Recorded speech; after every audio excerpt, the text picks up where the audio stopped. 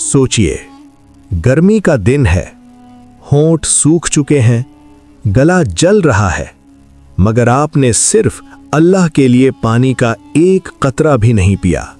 और फिर क़यामत के दिन अल्लाह फरमाए, ये मेरा बंदा था, इसने मेरे लिए अपनी ख्वाहिश रोकी थी, आज मैं इसे जन्नत देता हूं।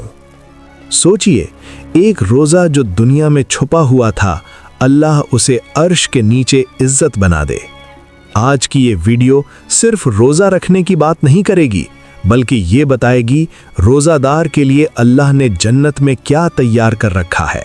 और आखिर तक देखना, शायद आपका अगला रोज़ा सिर्फ आदत ना हो, बल्कि जन्नत का टिकट बन जाए। रोज़ा सिर्फ भूख और प्यास का नाम नहीं, रोज़ा है नफ्स पर कंट्रोल, गुनाह से दूरी, नीयत की सफाई, अल्लाह के लिए सब्र। दुनिया में कोई नहीं जानता कि आपने सच में रोज़ा रखा या नहीं, मगर अल्लाह जानता है। हदीस में आता है, रोज़ा मेरे लिए है और मैं ही इसका बदला हूँ।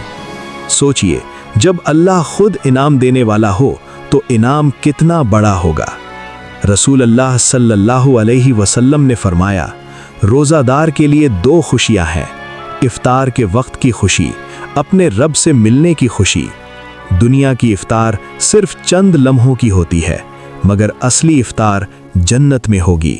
वहाँ कोई अजान का इंतज़ार नहीं होगा, वहाँ हमेशा की नेमतें होंगी। हदीस में आता है, जन्नत का एक ख़ास दरवाज़ा होगा, रैयान। ये दरवाज़ा सिर्फ रोज़ादारों के लिए होगा। क़यामत के दिन पुकारा जाएगा, कहाँ है रोज़ादार? और जो लोग दुनिया में भूख से लड़ते रहे, वो इज्जत के साथ उठकर उस दरवाजे की तरफ चलेंगे, और जब वो अंदर चले जाएंगे, दरवाज़ा बंद कर दिया जाएगा। सोचिए, एक ख़ास एंट्री सिर्फ उन लोगों के लिए जो अल्लाह के लिए भूखे रहे। रोज़ा सिर्फ इबादत नहीं, ये शील्ड है। रोज़ा आग से बचाता है, रोज़ा गुनाहों को जला देता है, रोज़ा इंसान को अंदर से साफ करता है। जो बंदा रोज़ा रखकर भी झूठ बोलता है, गीबत करता है, जुल्म करता है, उसने रोज़ा की रूह को नहीं समझा। असल रोज़ा सिर्फ पेट का नहीं, जुबान का, आँखों का और दिल का भी होता है। सोचिए, क़यामत का दिन, सूरज करीब, लोग पसीने में डूबे, हर तरफ घबराहट, मगर कुछ चेहरे रोशन होंगे। ये वो लोग होंगे जो रमदान में रात को उठकर रोए थे, जो सहरी में दुआ करते थे, जो चुपकर सदका देते थे। अल्लाह उन्हें अपने अर्श के साए में जगह देगा, और फिर रैयान का दरवाज़ा खुल जाएगा।